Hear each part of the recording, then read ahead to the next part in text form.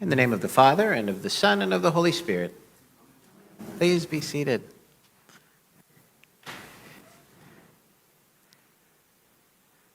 I'm going to start this evening by asking for a show of hands. Who here, well, you don't need to raise your hand before I ask the question. Who here enjoys watching Christmas movies or Christmas TV shows or Christmas specials this time of year? Who likes watching those shows? Okay, a lot of hands. Not all the hands, but a lot of hands, a whole lot of hands. And I'm coming back to you in a minute here. I'm coming back to you in a minute. Okay? So, now I want to know, since there were so many hands, what are some of those shows that you like? Bria, what's your show? The Polar Express. Okay, well, let's get you a participation award here. I'm going to hand it to Deacon Chuck, so I don't have to go all the way back there. But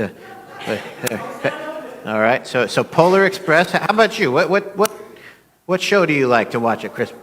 Home Alone. That's a good one. I like Home Alone. You get a little treat there for participating. How about you? What? Elf. That's a good one. That's another. I'm going to toss it. I'm going to be gentle. There you go. All right. Good catch. Good catch. Are there other ones? What do you think, Chuck? It's a Wonderful. That's a great show. That's a great show. Deb, what do you think? What show do you like? That's another classic. That's a classic. That's a classic Christmas show. That's a classic. What are there others that we like? What do you like, Shelley? Oh, the claymation one. That's with the California raisins, or is that a different one? That's a different one. Okay, the original one, going way back, way back. All right. Any others? I see a hand over here. White Christmas. Okay. I'm ready. I don't want to hit anybody in the eye. Oh, okay. And then Jimmy. Die Hard. Is Die Hard a Christmas movie? Does Jimmy get a candy cane? Yes. Okay. Jimmy gets a candy. Okay. Good. Lots of Christmas shows. Lots of Christmas shows. The Santa Claus, that's another one. There's lots of good Christmas shows. I have my favorites too. I have some that I like. Do we have any fans of Christmas Vacation around here? Okay. Christmas Vacation. We got some fans of Christmas Vacation. I think I like Christmas Vacation because I'm kind of a klutz like Clark Griswold, so I relate to Clark there. And I think we all like A Christmas Story. I think that's a standard, right?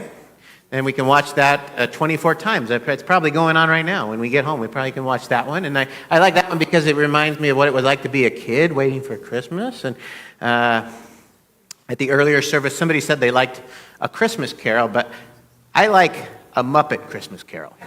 Okay? A Muppet. That to me is the gold standard for that story, the Muppets. Okay?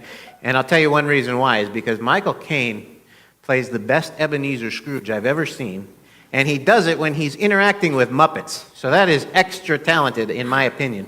And so that is the gold standard when it comes to that story, okay, the Christmas Carol.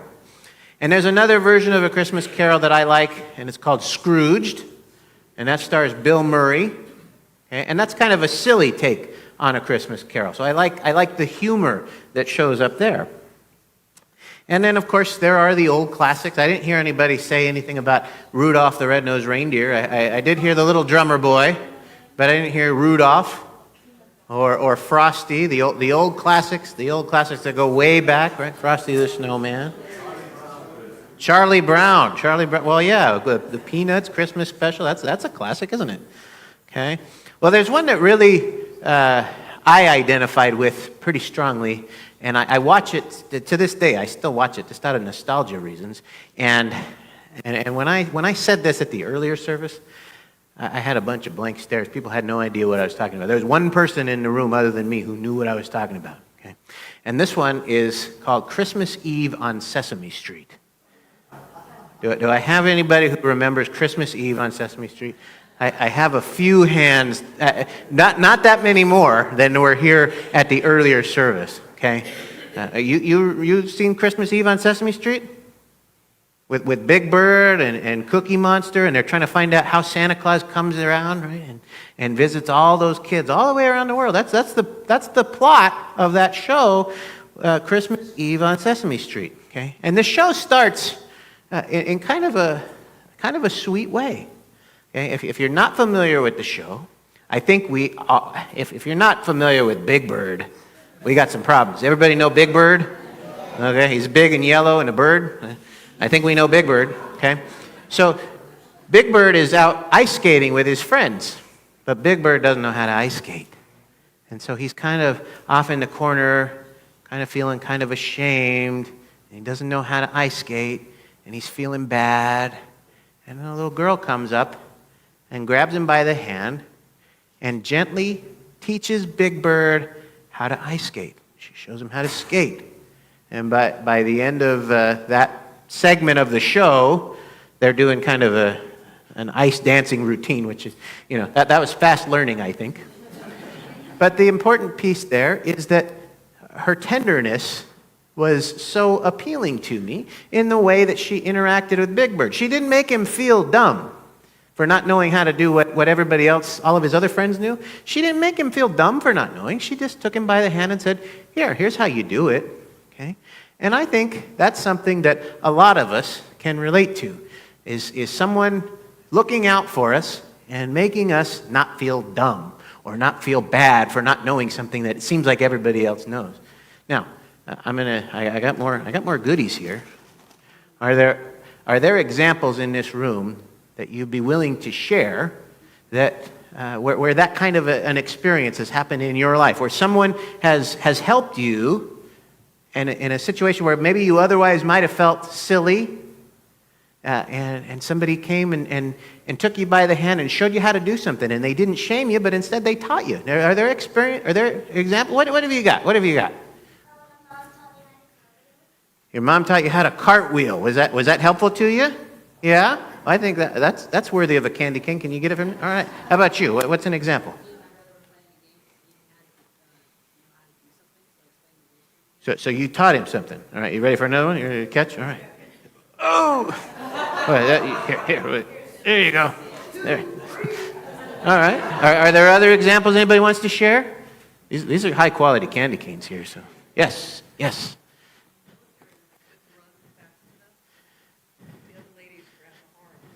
They literally pulled you along. All right, cool. In military. All right, great. Bria.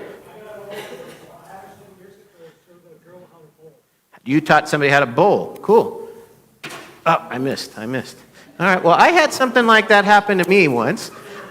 Well, I've had it happen a lot, but one in particular that stands out is that I was at my aunt's house, okay, with a bunch of family, and I was sitting at the piano, and I was just kind of pounding on the keys. I didn't know how to play the piano.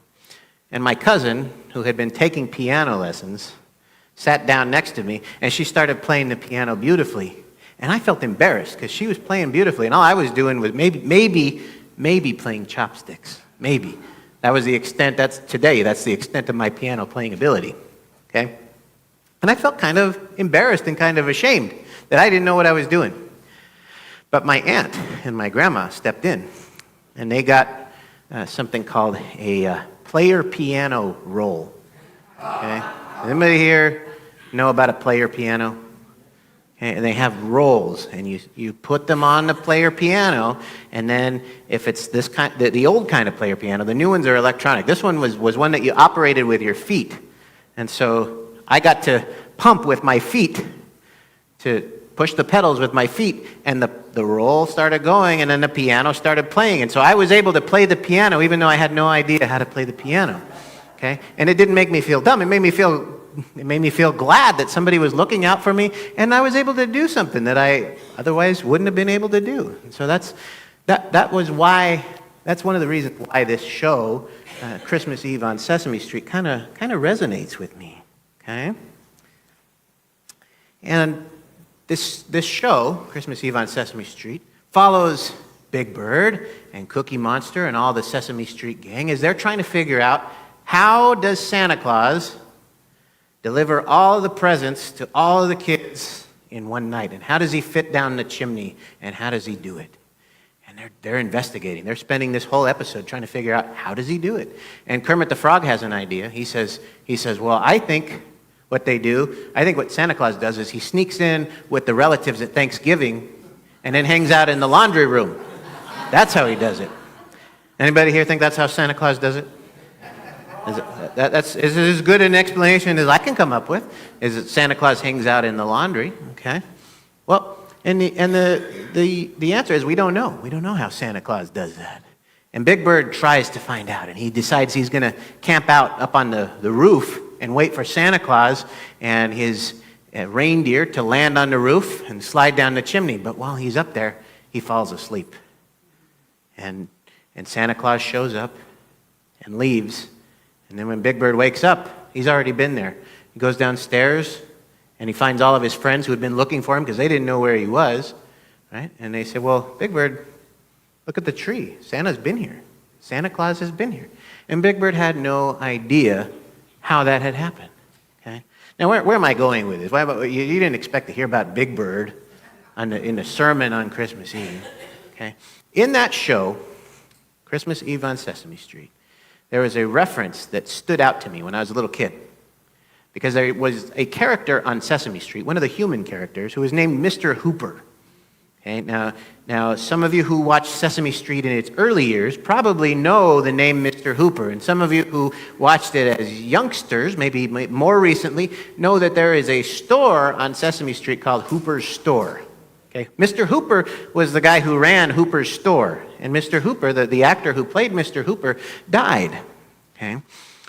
But to honor that actor and to honor that character, they continued to keep that name Hooper's Store. And so if you watch Sesame Street today, you'll still see somebody working in Hooper's Store. And Mr. Hooper was Jewish. Bob McGrath, another human character, passed by Mr. Hooper on the street and he said, Mr. Hooper, Happy Hanukkah. And Mr. Hooper said, thank you, Bob. Merry Christmas to you. Okay, that stuck with me. Happy Hanukkah. I didn't know what Hanukkah was. I had no idea when I was a little kid what Hanukkah meant. Okay, and for a long time, I still didn't know what Hanukkah meant. Right? I knew that it was a Jewish holiday, right? Because that made sense, but I didn't really know what it was. And I found out that when I taught religion to elementary school students, they didn't really know what Hanukkah meant either. And a lot of kids that I taught thought that Hanukkah was kind of like a Jewish Christmas. Okay? That's not entirely accurate. Okay? Hanukkah is not the Jewish Christmas. However, Hanukkah does take place usually around the same time of year as Christmas. And because of that, there's a lot of cultural influence that goes into the celebration of Hanukkah. Okay? About 2.5% of the population of our country is Jewish. And contrast that with about 67% of the population of our country who identifies as Christian. And you say, wow, no wonder there are so many of these Christmas stories, Christmas shows, Christmas songs, right, that we've all talked about. But there aren't that many Hanukkah songs, or shows, or specials. There are some, but there aren't as many. And the shows that do reference Hanukkah often do like Sesame Street, where they'll mention it. They'll kind of mention it because it's significant, it's culturally significant, but it doesn't take precedence in the same way that Christmas takes precedence. Okay? But there's some overlap in how these are celebrated because it takes place at the same time of year. That's really important for us to remember. Okay? Now, Hanukkah is not the Jewish Christmas, and in fact, it's not even that high of a holiday in Judaism, theologically speaking. Okay? It's celebrated a lot, but it's not that significant theologically speaking. For Christians, in a Christian context, it would probably be more comparable to something like maybe St. Patrick's Day or the feast day of St. Francis of Assisi, right? Whereas, Christmas and Easter are our biggest days, so their biggest days are probably Passover, Yom Kippur, those kinds of days. So Hanukkah is probably more on a level of one of our saints' feast days. So it's important. It's not that it's not important, but it's not on the same level as Christmas. Okay? Yeah, but it is celebrated, as we said, because it's the same time of year as Christmas. Okay? And Hanukkah does have some importance. Who knows what we refer to when we talk about Hanukkah? What is that? What comes to mind when you think of Hanukkah? Yes. The candles. Okay, there's a name for it. You know the name for it. You get a. You're getting all my candy canes here. What do you think? They last for 8 days. 8 days. You're right on. You're right on. What? A menorah? Who said menorah? Wait. You're cleaning me out here. A dreidel? Who said dreidel? Who said dreidel? There we go. Dreidel. Yeah, but that's part of Hanukkah.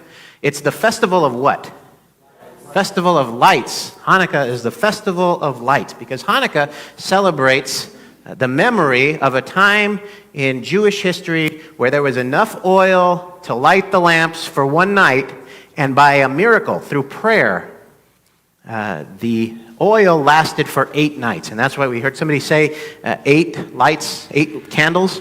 Okay, there's a different candle that's lit every day in commemoration of those 8 days that one day's worth of oil lasted. Okay, and that's significant to where we're going with this story here. Okay, now somebody mentioned candles. Somebody mentioned something called a menorah, which is a candelabra. Okay, and we count the days up to 8. Do we have something in this room kind of has a similar purpose?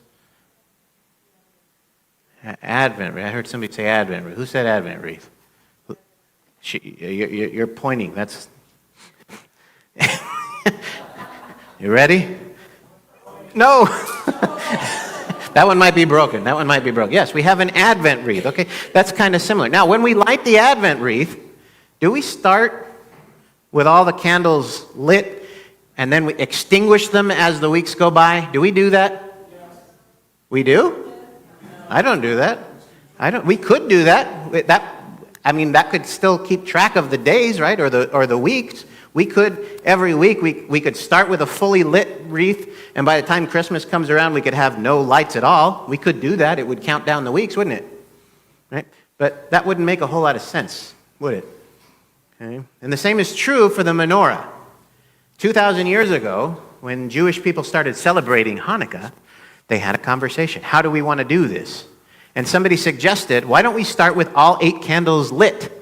Okay? And every night of Hanukkah, we will extinguish a candle as we go through the days. Well, that person was overruled. And they said, no, we're going to do it the other way. We're going to start with 1 light. And then the next day, we're going to have 2 lights. And the next day, we're going to have 3 lights, all the way up through 8. Okay? And we do something kind of similar with our Advent wreath. Now, why does it make sense to do it that way instead of to extinguish the candles as we go along? Why might that make sense? It adds more light. And why is that helpful, to add more light? To see better? Well, I guess that's part of it. That's the practical reason. We can see better. Why else? Well, it's the festival of lights. Okay, well, it doesn't make sense to have no lights after 8 days. That's right. What do you think? What else goes into that? Oh, you're stealing my... We're jumping ahead here. You get the... Well, there's only 2 more. You get one. All right, I'm out of candy. There, you one for you. All right, I'm all out of candy canes now. So no more. That ends the pop quiz portion of the sermon. Okay, but we're right. I think where we're going is the right place. It doesn't make a whole lot of sense to extinguish candles because we want to add more candles because light grows. Right? Light continues to shine in the darkness. Otherwise, that's not a very good festival if we start with all the candles lighted and then they go out. That's not very celebratory, is it? Okay. Hanukkah is a festival of lights, and Christmas is also kind of a celebration of light. I want to know, and in the choir, you don't get to participate because you heard earlier. You heard the answer earlier. Does anybody here know? considering we don't know the day that Jesus was born, and it probably was not December 25th, does anyone here know why we celebrate Christmas on December 25th?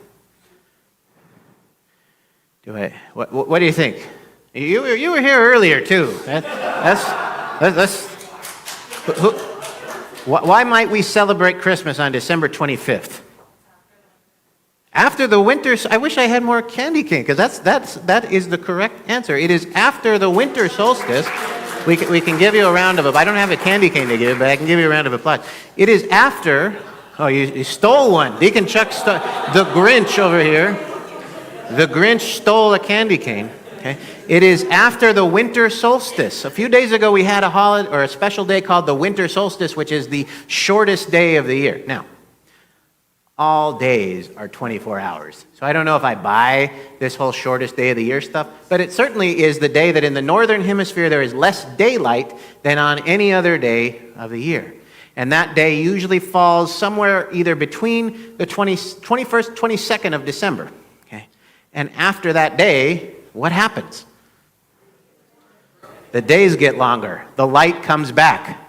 So this group gets it better than the earlier group, because people were looking at me with blank stares in the earlier service. They were saying, I have no idea. What happens? The light comes back. And who's the light of the world? Jesus. So if we're going to celebrate Jesus' birthday, it's probably important for us to celebrate. Let's pick a day when the light is coming back into the world. That makes a whole lot of sense. Okay? So we have that in common with our Jewish cousins. We celebrate light around the same time of year that they celebrate light.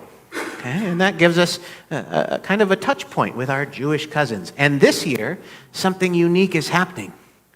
This year, tomorrow, the 25th of December, is not only Christmas Day, it is also the first night of Hanukkah. That doesn't happen very often. They always happen at the same time of year, but rarely do they happen on the same day. Okay, that's unusual. It hasn't happened since 2005. This is the first time since 2005, so almost 20 years that we have Hanukkah and Christmas at the same time. And so this gives us a real opportunity with our Jewish cousins. And of course, people of all faiths, to celebrate light coming back into the world. Okay? Jesus, as we hear in the scriptures, is the light of the world. And we celebrate the coming of the light when we celebrate Christmas. Okay? Now, What happens at the Southern House? they hear a different sermon right now, is what happens. They're hearing a very different sermon. They're probably saying, well, the people who decided this live up north, and so that they're hearing a very different message than we're hearing here. Okay, but lots of cultures. These aren't the only two cultures that celebrate the returning of light. Okay, we hear all the time. People kind of say, oh, well, Christians stole Christmas from Saturnalia or from pagan holidays. That's an oversimplification, okay? If you ever hear anybody say that, it's an oversimplification. There are lots of days, lots of holidays in lots of cultures that celebrate for the same reason, the light coming back, but we didn't steal the day from someone else, right? We needed to attach a day so that we could celebrate Jesus' birthday. It made sense, right? It makes sense for them too, because we need light, don't we? We need light. Ask people right now who are up in the northern part of Alaska if they need light, because I bet you they are very, very happy that we are on this side of the solstice, because they're experiencing right now something called polar night, where they don't have any daylight. They are really happy when the light comes back. But we need light. We need it because it helps our plants to grow, and our plants give us food. And if we don't eat plants, if we eat meat, well, then the plants give the meat food. The animals that turn into the meat, they get their food there, right? The light gives us trees, which we can cut down and turn into wood that makes our structures and gives us shelter. And it gives us heat for warmth. We need light. Light is a good thing. Light is important. And maybe here in Phoenix during the summer, we could use a little less. Right? But it's still, if we didn't have any, we'd really miss it. Okay? And so this year, along with our Jewish cousins, and along with people of all different cultures, we're celebrating light coming back into the world. Okay? And for some people, they're celebrating the return of the literal light. And some people are, like us, are celebrating the return of Jesus as the light. Some people are celebrating the festival of light. Okay? Now, like Big Bird, there are some things that we just don't understand. And that's okay. That's okay. Because if we watch that show, that Sesame Street show, then we know that Big Bird's concerns, even though he didn't understand how Santa Claus could come and bring him all those presents, it still happened. It still happened. Right? And even though our Maccabean Jewish cousins didn't know how 1 day's worth of oil lit their lamps for 8 days, it still happened. And even though we don't know how our Savior came into the world to born and to be one of us, like this little baby right here, we don't know how that happened, but it did happen. Right? And that's what's important about Christmas. It's not about how Christmas happened or how the light came back. It's that the light came back to us. Okay? Those things happen. Those things happen, and those are signs of love. So what I want us to think about is that in our world where today we have so much division, this year gives us an opportunity to be a presence of love and of light in the world, because we can share the love and the light with people all around us. And that is true of people of all faiths and people of all races and people of all ages, right? People of all different cultures and different beliefs, all kinds of different people. We can share the light and the love with people all over the world. The light is good. The light is good. So this year, at a very special time, when we're celebrating Christmas, the same time that our Jewish cousins are celebrating Hanukkah, let's be extra attentive to the light in the world. Because when we shine that light on someone, there's a real possibility that that person might be experiencing a time of darkness. And maybe the light that we shine on that person might be enough to help lift them out of that place of darkness. Maybe, just maybe, when we share that light, we can add to that Christmas miracle. And maybe, just maybe, when we shine that light, we can do our part to make this world a better place. Amen.